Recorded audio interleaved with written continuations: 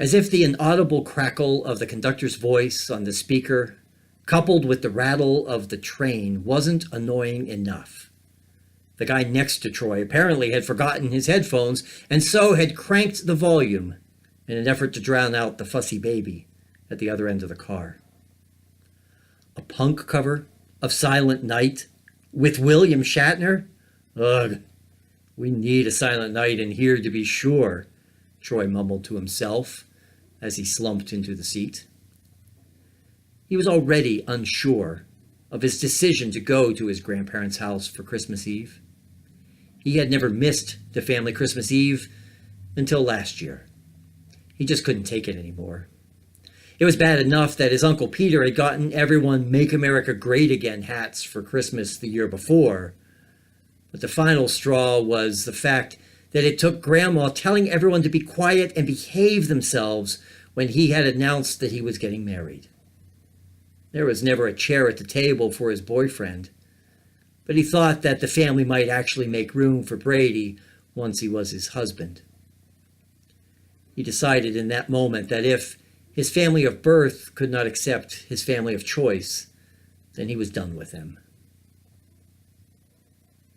The bright glare of the subway station brought with it a bit of calm, as it was the stop for the guy with the loud tunes, and Troy noticed that the baby had stopped crying. He watched the mother rocking her infant and was reminded of his cousin Marie. She had been obviously pregnant at their grandmother's funeral this past summer. If he hadn't loved his grandma so much, he wouldn't have been there to hear the way his Uncle Peter belittled and berated her for having the audacity to bear the child of a man now doing time for drug possession. His heart ached as he heard his grandfather mutter, "It looks like there will be more empty chairs this year at Christmas." Standing at the door of his grandfather's house, Troy drew a deep breath before he rang the bell. His tween-aged niece opened the door and with a bubbly shout proclaimed, "Uncle Troy is here!" Immediately, his brother wrapped him in a huge bear hug, while his sister-in-law expressed her disappointment that Brady had stayed home. Still reeling from this surprising welcome and still held captive in his brother's embrace, Troy's brother whispered, "So you got the invitation too?" Yeah, I did," a puzzled Troy said. "But what do you mean, too?" "We all did," his brother said, dragging him inside. "Come, see Marie's baby." The invitation had been as intriguing as it was mysterious. Troy had never heard of Calm and Bright Ministries, but apparently his grandma had left them money in her will or something, because they had sent him a beautifully embossed invitation. "Dearest Troy, it was your grandmother's final wish that her family gather on Christmas Eve as they always have. Her seat will be empty. Yours should not. Gather on the holy night. Silence your anger so you might find peace. Place a candle at your grandmother's place at the table. Follow the light so that you might know the hope of reconciliation. Feel the warmth of your family's embrace. Know that your grandmother's present is that she will be present still. Love never dies. Love always wins. Gaze at the glory streaming from the light in the eyes of all around the table. Find joy. Christmas blessings, Angela Gabriel." Precious, isn't he? Uncle Peter's words focused Troy's attention on this surreal moment. There at the table, seated right next to Grandma's candlelit empty seat, was Uncle Peter, feeding Marie's baby. His beaming grandfather, wiping away a tear, added, "She named him Jesus.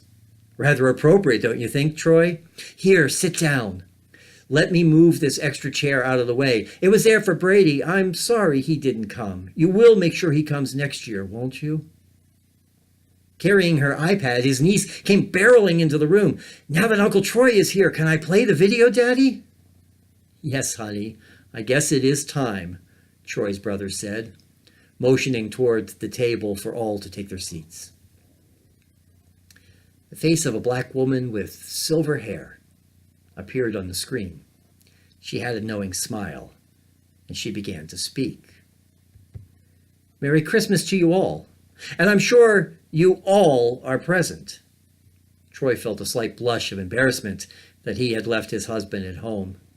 In his wildest dreams, he couldn't have hoped for this sort of welcome. The woman continued, "I'm Angela Gabriel. Here at Calm and Bright Ministries, we believe in miracles, so we have stopped being surprised when we see them, like the one you all are seeing right now around this table." As Angela paused with a chuckle, a mixture of amusement and amazement circled the table. Leaning into the camera, Angela went on. "Have you ever wondered why God came as a baby? I mean, why not come down in rolling thunder and flashing lightning? That would have gotten our attention, am I right?" Heads around the table nodded, like this odd visitor was present among them, talking directly to them. But no, God took on the flesh of a tiny, vulnerable, needy baby. Not only that, but in a time and place where political and economic oppression were at their strongest. I guess God likes a challenge. Angela's laugh was infectious. As Troy was giggling, he saw that his uncle was too. For a moment, they looked at each other, and there was a glimmer of grace. "Now, don't you underestimate the power of a baby. No, sir. Babies have superpowers. They can force us to love them, can't they, Peter?" Everyone gasped. No one more than Uncle Peter. How could she possibly have known?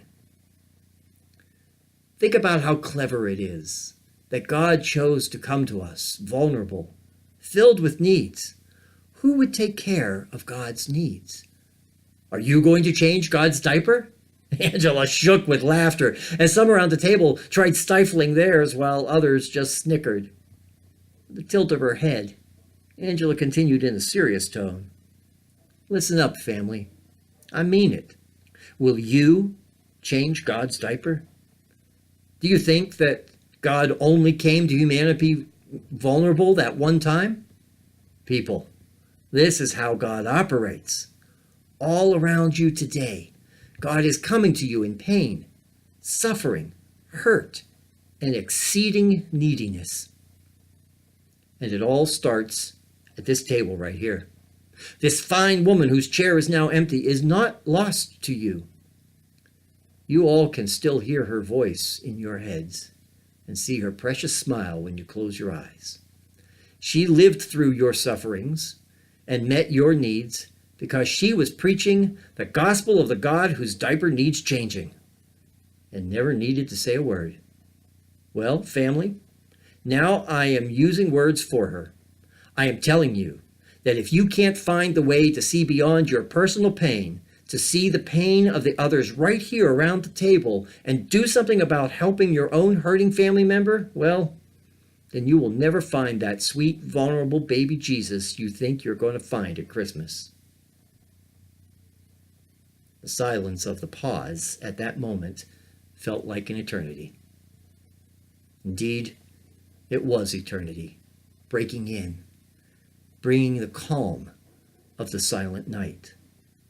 In that moment, the glow of Grandma's candle increased in intensity. In that moment, all was bright. In the beginning was the Word, and the Word was with God, and the Word was God. What has come into being in the Word was life, and the life was the light of all people. The light shines in the darkness, and the darkness did not overcome it. Family, don't be overcome. You have Christ's light. You see it right there in that candle. When you divide it, it is undimmed. Let your light shine. Then the video faded to a montage of choirs all singing the same song. And this is what they sang. It's the season of the year we come to celebrate. In all our ways, from different paths we come to be. Yet when we look around us, we see division everywhere. Even friends and family can't seem to agree. There are empty chairs for some around the table now. Loved ones gone, others just can't find their way. But we lift our hopeful eyes with open hearts and soul and mind in whatever way we know you and however we might pray. Now we pray that we may find our shared humanity, knowing what affects just one affects us all. When the darkness hides the light, it is the star that shines so bright. With the courage to change, lift us up before we fall. In the silence, renew our sight. Help us see you shining in the night. Still the noise the world can give. Come teach us how to live. We need a silent night in here. We need your presence to come near. Give us the hope we need and the peace we seek. We need a silent night in here.